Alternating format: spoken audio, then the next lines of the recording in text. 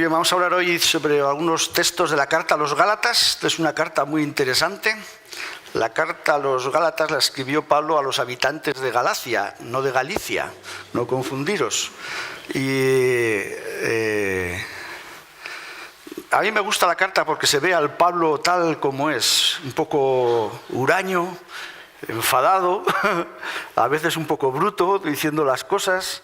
En esta carta, por ejemplo, cuenta Pablo cuando se enfrentó con Pedro, porque Pedro estaba haciendo cosas un poco raras, que primero no se juntaba con los judíos, o sea, primero sí, luego no, cuando había otros que no eran judíos y tal, un poco dejándose llevar por las tradiciones y las costumbres. Y empieza la carta Pablo regañando a los Gálatas porque se han dejado engañar, porque alguien ha venido diciéndoles que aunque se hubieran hecho discípulos de Jesús y hubieran recibido la salvación por la gracia, pues alguien les estaba engañando diciendo que a pesar de eso tenían que seguir cumpliendo la ley judía. Y le habían hecho caso. Y entonces al principio empieza Pablo diciendo: pero bueno, insensatos Gálatas, tan fácil os habéis dejado engañar. Ahora que habéis sido hechos libres, os vais a volver a la esclavitud. Ni siquiera los propios judíos consiguieron cumplir la ley, por mucho que se esforzaran. Habéis recibido la salvación por la gracia que Jesús os la ha regalado, y ahora os volvéis otra vez a las prácticas y las costumbres de la ley. Y Pablo aquí les regaña bastante bien a los Gálatas. Luego más adelante hace una comparación entre los frutos, los resultados de la vida del que vive en la carne. Claro, aquí los cristianos cuando decimos todo en la carne, quizás tú no lo entiendes muy bien. La carne se refiere a una vida natural, guiado por tus propios impulsos, por tu propio razonamiento, y eso tiene una serie de resultados. Y luego, un poco más adelante, en el capítulo 5, Pablo hace una comparación con la persona que vive en el Espíritu, la persona que está arraigada en Dios, que vive caminando con Dios, que ha recibido la salvación por la gracia y por Jesús. Y en este momento, pues entonces Pablo hace una lista de los frutos del Espíritu. Y esto es una cosa de la que no sé por qué se habla poco en la Iglesia. De hecho, a veces comparamos más bien, o hablamos más bien de los dones del Espíritu más que de los frutos. Yo recuerdo hace tiempo vino un colega y me dijo: uy, yo tengo todos los dones que se hacen falta. Yo predico, evangelizo, si hace falta dirijo la alabanza. Y bueno, yo pensé que probablemente habría que preguntar a los de su iglesia si verdaderamente eso lo hacía bien o mal, porque es difícil encontrar uno que haga bien de todo, ¿no? Pero a veces encuentras personas que dicen: no, yo tengo muchos dones, estoy muy capacitado porque el Espíritu Santo me ha dado capacidad para... Pero pocas veces encuentras a alguien que diga: oye, estoy lleno de los frutos del Espíritu. Reboso de amor, reboso de paciencia, reboso de benignidad, de bondad. Pocas veces encuentras a alguien así que verdaderamente esté orgulloso y... El fruto del Espíritu es amor, gozo, paz, paciencia, benignidad, bondad, fe, mansedumbre, templanza. Contra tales cosas no hay ley. Y claro, los frutos es algo que uno no depende solamente de sí mismo para conseguirlos, ¿eh? He traído aquí este cerezo. Este cerezo es de Chema. Chema compró este cerezo pensando que Noemí lo pusiera en el jardín de su nueva casa y lo dejó aquí todo el verano en la parte de atrás, en la barbacoa. Y como 2 meses o así después se acordó del cerezo un buen día y está seco. Este cerezo ha convivido ahí todo el invierno con otro cerezo y un manzano que nos regalaron los de Parteluz, porque hicieron un curso aquí con Rebeca y Jacobs y nos regalaron, y hemos tenido que estar esperando a que llegara el momento de plantarlos. Ha convivido con los dos, los otros 2 han sobrevivido, este ya venía muerto, no ha habido nada que hacer. Si os dais cuenta al salir, fijaros, en los 2 los plantamos la semana pasada entre unos cuantos. Están uno allí donde estaba la higuera, como no daba fruto le hemos quitado y hemos plantado el cerezo, y aquí a la derecha está el manzano, o no sé si es al revés. Estamos esperando a que salga el fruto porque no sabemos cuál de los 2 es cuál. están esplendentes, se han llenado de brotes en esta semana desde que los hemos plantado y en una semana de días van a estar rebosando de flores porque están a punto de rebosar por todo el árbol. Da gusto verle en una semana lo bien que les ha venido el trasplante. Digo todo eso porque para tener frutos, pues estos se llaman los frutos del Espíritu. Uno tiene que estar ahí arraigado en el Espíritu, ¿no? Y aunque tenía ahí un cepellón, pero claro, no ha sido suficiente, no ha sido suficiente. No depende de nosotros solos decir, pues yo me voy a esforzar mucho y voy a ser la persona más bondadosa que existe en el mundo. No depende de tu esfuerzo. Aunque seas un cerezo que puedes dar cerezas, necesitas mucho más. Primero estar arraigado en Dios y luego también depende del ambiente. El año pasado, no os disteis cuenta, en esta región hubo muy poca fruta porque hacia mayo hubo una helada y la mayoría de los frutales se quedaron sin fruto. Sobre todo les afectó a los nogales. Los nogales estaban como quemados, se pusieron negros de un día para el otro y no hemos probado ni una nuez en toda esta región porque el ambiente tampoco ayudó. Y el ambiente donde nos movemos también nos ayuda mucho a tener frutos o no tener frutos. O sea que depende de muchas cosas, ¿eh? Depende del espíritu, si estamos arraigados en él, depende del ambiente donde nos movemos y también depende de nosotros mismos, porque si tú eres un ciruelo, pues puedes dar ciruelas, pero si eres un roble, pues darás bellotas. Tampoco está mal. Los cerdos se alimentan de bellotas y están bien ricos. Bueno, entonces, primero hemos quedado que no son obras del Espíritu, son frutos del Espíritu, por lo tanto no depende solamente de nosotros, depende de dónde estamos arraigados, depende del ambiente para que podamos tener fruto. No depende tanto de la decisión de yo voy a producir los frutos, sino de permitir que los frutos fluyan y nazcan en nosotros. Hay que interactuar entre el ambiente, entre la zona donde estamos plantados y nosotros mismos. El primer fruto del Espíritu que menciona Pablo es el amor. Y bueno, pues es lógico que empiece por ahí. En primera de Juan 4:8 dice que Dios es amor, así que este es un atributo de Dios, con lo cual los discípulos, los hijos de Dios, pues debían de tener también mucho amor. Y esta es la base fundamental sobre la cual se dan los demás frutos. Si no tuvieras los demás no valen para nada. Ya lo dice Pablo en 1 Corintios. 1 Corintios es uno de los textos más bonitos que hay en la Biblia, ¿no? Casi todo el mundo lo ha oído, algunos se lo saben de memoria. Si yo hablara lenguas humanas y angélicas y no tengo amor, vengo a ser como metal que resuena o címbalo que retiñe. Y si tuviera profecía y entendiera todos los misterios y todo conocimiento, y si tuviera toda la fe de tal manera que trasladara los montes y no tengo amor, nada soy. Y si repartiera todos mis bienes para dar de comer a los pobres, y si entregara mi cuerpo para ser quemado y no tengo amor, de nada me sirve. El amor es sufrido, es benigno, el amor no tiene envidia, el amor no es jactancioso, no se envanece, no hace nada indebido, no busca lo suyo, no se irrita, no guarda rencor, no se goza de la injusticia, sino que se goza de la verdad. Todo lo sufre, todo lo cree, todo lo espera, todo lo soporta. El amor nunca deja de ser, pero las profecías se acabarán, cesarán las lenguas y el conocimiento se acabará, pero el amor permanece. Así que este primer fruto del Espíritu es como el tronco a partir del cual surgen todos los demás.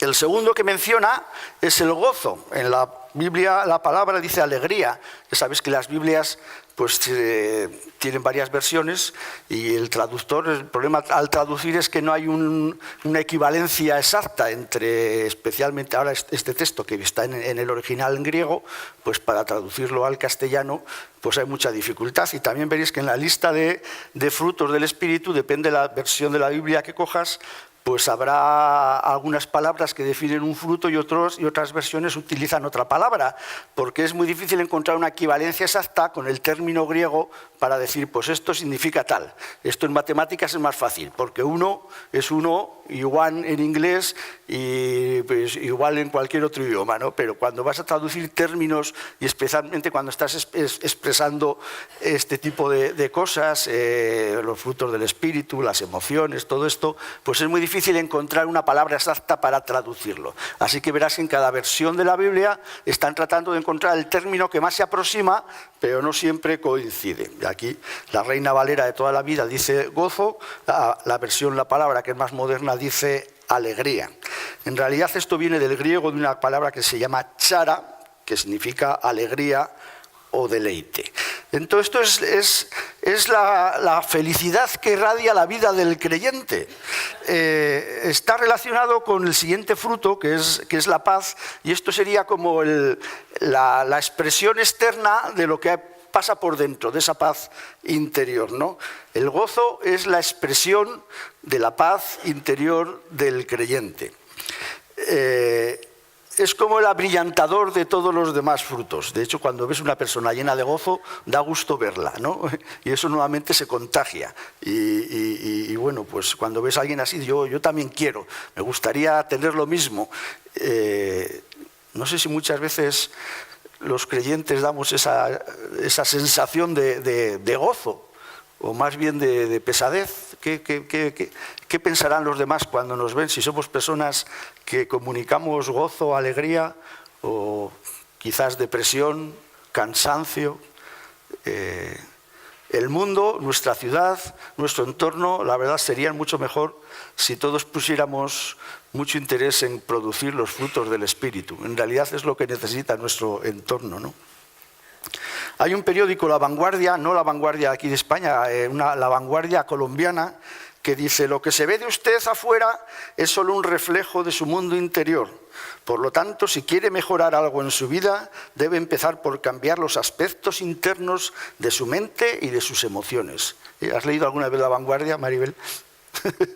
Pues sí, me llama la atención que en la cultura secular, pues muchas veces estas cosas también se entiende con facilidad. Yo tengo que decir que mi experiencia de conversión fue una experiencia de gozo. Yo estaba estudiando en un internado con los maristas cuando tuve un encuentro con Dios, en aquel tiempo a través de la Renovación Carismática Católica, y yo lo que recibí fue gozo. Me pasaba el día riéndome. Iba a las reuniones, ahí 15 o 20 críos jovencillos con Juan Ángel y algunos otros, y me reía. Pero era una expresión había recibido una paz interior tan grande que me salía por todos los sitios. Yo recuerdo esos primeros meses, yo era un tío risueño. La sonrisa estaba en todo momento, pero especialmente cuando llegábamos a nuestra reunión, nos dejaban los frailes juntarnos los jueves por la noche, me parece que eran a las 10 después de la cena, y nos metíamos allí en la capilla, y yo era empezar a orar y empezar a reírme. Era el gozo, pero ese gozo expresaba la paz interior que había recibido al haberme encontrado con Jesús, ¿no? Y si no me creéis, le preguntéis a Juan Ángel, que algunos decían: vamos a esa reunión que hacen los carismáticos, que este melguizo se monda de risa por allí por los suelos y tal y cual.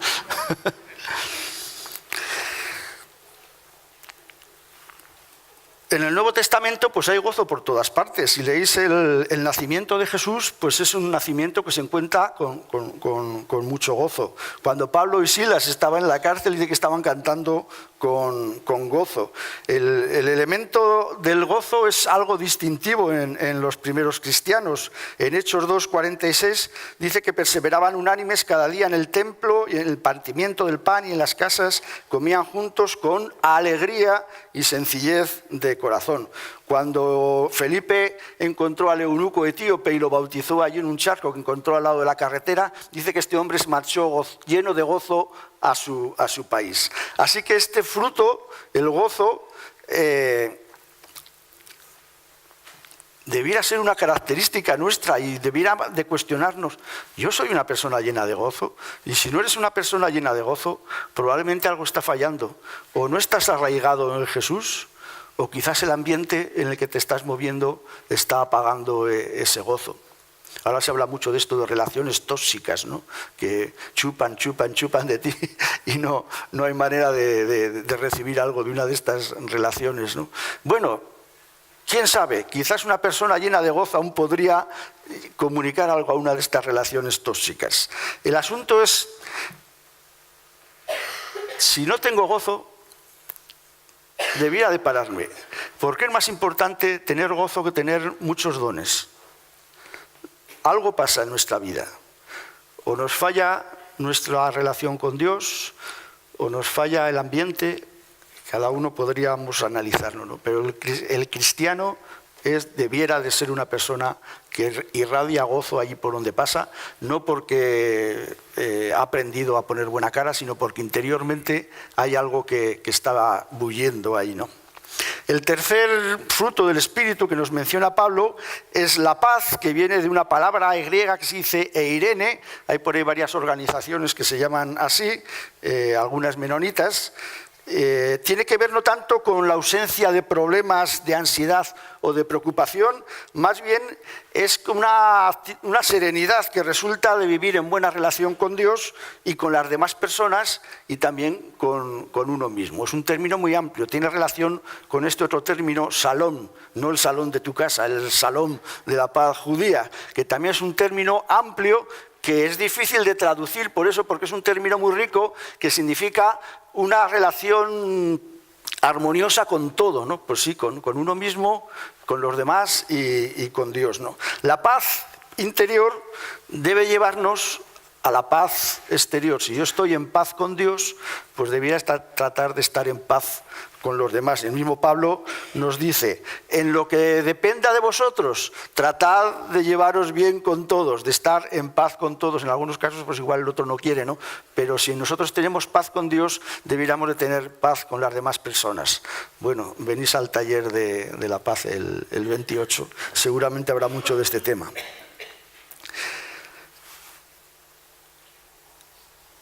Esto es mucho más que alguna cualidad que tienen algunos. A veces hay ciertos caracteres que parece que están en medio de un terremoto y están tranquilos. Tampoco se refiere a ese tipo de paz, ¿no?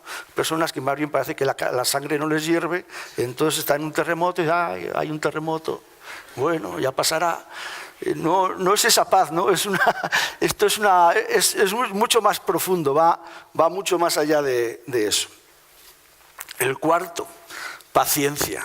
Uy, cuánto necesito yo de esto. Viene una palabra que se llama macrotomía, en griego. Significa longanimidad, apacibilidad, indulgencia, la capacidad de sufrir por largo tiempo sin desmoronarse. Es congeniar con personas y circunstancias de la misma forma que Dios lo hace con nosotros. La persona que tiene paciencia no tiene un espíritu de rencor, tiene un equilibrio en las pasiones, es una persona opuesta al enojo. Cuando hay paciencia, pues hay constancia, también hay firmeza, perseverancia. El que es paciente es tolerante y suele ser clemente e indulgente. Y además lo interesante de la paciencia es que es un requisito necesario para que se den los frutos. Hace unos años, cuando empezamos a plantar el huerto en Quintana Dueñas, no sé qué plantamos primero, ajos o algo así. Y a los 15 días viene Miguel Ángel y dice, oye, que no sale nada. Y yo pues le dije, Miguel Ángel, el agricultor tiene que tener paciencia. Y así fue. A los 15 días no, pero al mes o mes y medio empezaron a salir los ajos y los suyos eran más gordos que los míos, además. Para tener fruto hay que tener paciencia. Una cosa no va con la otra. Y el agricultor que tenga prisa, bueno, pues sí, muchas de las cosas que comemos ahora pues están criadas con prisa. A saber qué le habrán echado. Pero si tú pruebas uno de mis tomates y compruebas el tomate que compras en Mercadona, te darás cuenta que la paciencia que yo he tenido con los míos ha dado un fruto mucho mejor que el que has comprado a bajo precio ahí en cualquier supermercado. Paciencia significa saber sufrir. Para el cristiano, saber resistir la prueba, y lo dice Pablo en 1 Corintios 13, que el amor es sufrido, benigno, todo lo sufre, todo lo soporta, todo lo espera. Así que paciencia es saber soportar las debilidades y las provocaciones de los demás. Uno de mi pueblo, que fue de vacaciones a Santander, Y entonces no tenía mucho que hacer y vio que allí en el malecón estaban pescando. Y entonces se pegó allá al lado de uno que estaba pescando. Y mirando. Y a las 2 horas, pues el que estaba pescando no había pescado y este estaba mirando y ya se cansó. Dijo, pues voy a darle conversación. Y le dijo, ¿qué, no pican? Y el otro dice, pues no pican mucho hoy. Y así otras 2 horas. Y ya el pescador le parecía que yo estaba un poco tenso, igual tengo que contestarle, ¿y tú no pescas? Dice, no, yo es que no tendría paciencia.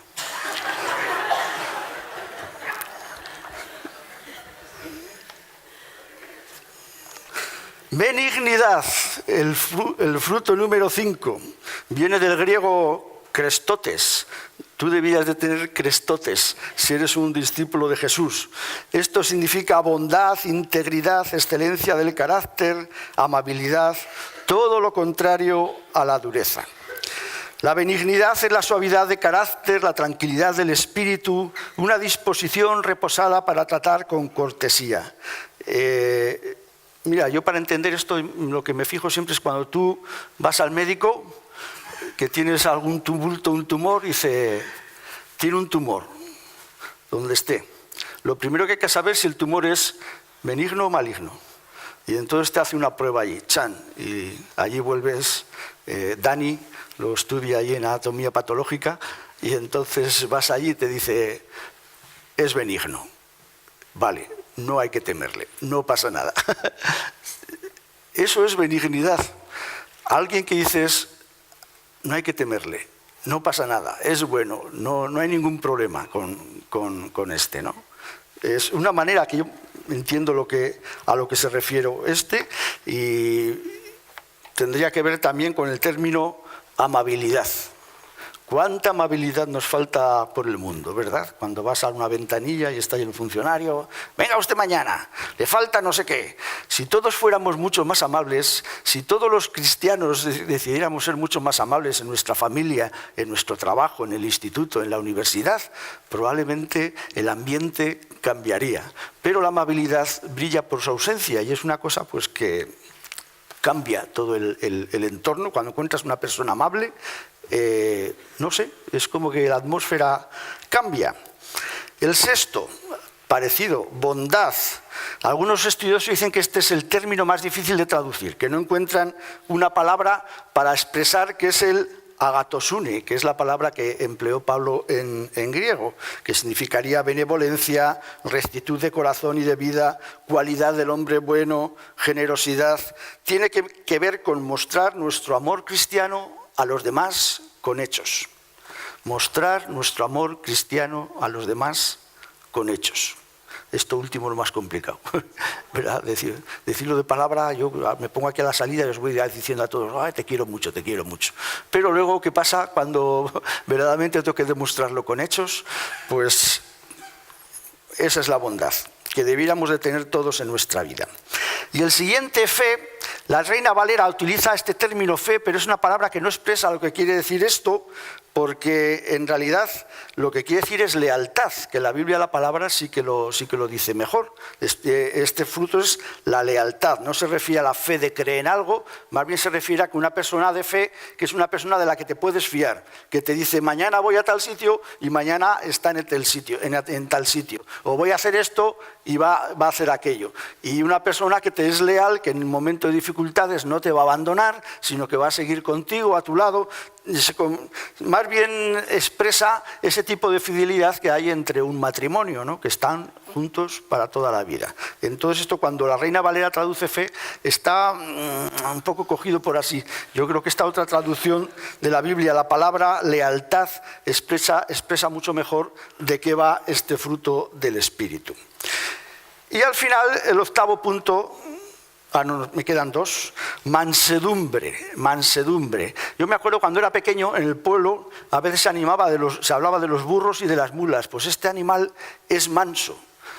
Y eso quería decir que ese animal podías hacer con él cualquier cosa. Lo llevabas a trabajar, si ibas a arar con la mula, pues araba bien, no se quejaba, hacía su trabajo, nunca tenía problemas con otros animales que se pelearan o alguna historia. Te podías subir encima y aunque subiéramos 3 o 4 chicos encima de la mula y pegáramos saltos encima de ella, no se inmutaba. el animal manso era alguien que nunca esperabas que tuviera una mala reacción. Siempre podías contar con él, nunca iba a reaccionar mal, podías trabajar con él sin ningún miedo. Era una persona, un animal manso, y así debiéramos de ser nosotros. ¿Qué pensarán de nosotros los compañeros en el trabajo cuando hablan de José Luis Moreno? Oye, ese es un animal manso.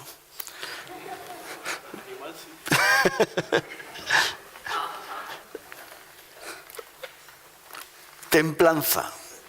Templanza. De esto había pensado decirle aquí, saliera Miguel Ángel, que nos hablara del acero templado, porque este es un entusiasta del acero, y el acero templado pues es un acero que ha sido mejorado en sus capacidades para aquello que lo quieres usar, ¿no? Una cosa es, si tú haces un cuchillo de acero normal y corriente, pues igual si vas a partir un hueso, pues se mella el acero, ¿no? Pero el acero templado quiere decir que es mucho más resistente y es mucho más práctico y sirve mucho mejor para lo que lo quieres usar. Y otras Biblias, otras versiones, traducen templanza por dominio de sí mismo. Dominio de sí mismo. La persona que está templada en cualquier situación. El del terremoto. Parte puede ser porque tiene la sangre fría, o puede ser que es una persona templada. Bueno, pues estoy en medio de un terremoto, no puedo hacer nada, me voy a meter aquí debajo de la mesa. Bueno, contra tales cosas no hay ley, termina diciendo Pablo, que quiere decir una cosa muy sencilla, que toda la ley es cumplida por el amor. Y esto es la base fundamental de todo el Antiguo Testamento y también del Nuevo Testamento. El amor y sus frutos relacionados, eso es el cumplimiento de toda la ley. Amarás a Dios sobre todas las cosas y al prójimo como a ti mismo. Es bien sencillo. Yo creo que debiéramos como iglesia tratar mucho más este tema de los frutos del Espíritu y las cosas irían mucho mejor. Debiéramos de tener verdadera pasión porque en nosotros se produzcan estos frutos. Yo no quiero ser como el ciruelo de Chema, quiero ser como el cerezo que hemos plantado, el cerezo que hemos plantado aquí, que está lleno de brotes, da gusto verlo y la esperanza es que va a tener mucho fruto. Todo nuestro entorno cambiaría si nosotros produjéramos los frutos del Espíritu en nuestra vida. No depende solo de nosotros, depende de cómo estamos arraigados en Dios, depende del ambiente en el que nos movemos, pero también depende un poquito de nosotros mismos. Más que nada, el dejar que los frutos se produzcan. Así que os animo a repasar la carta a los Gálatas, ver un poquito estas cosas que nos está enseñando Pablo y que nos esforcemos para que nosotros haya mucho fruto. Amén. Muchas gracias.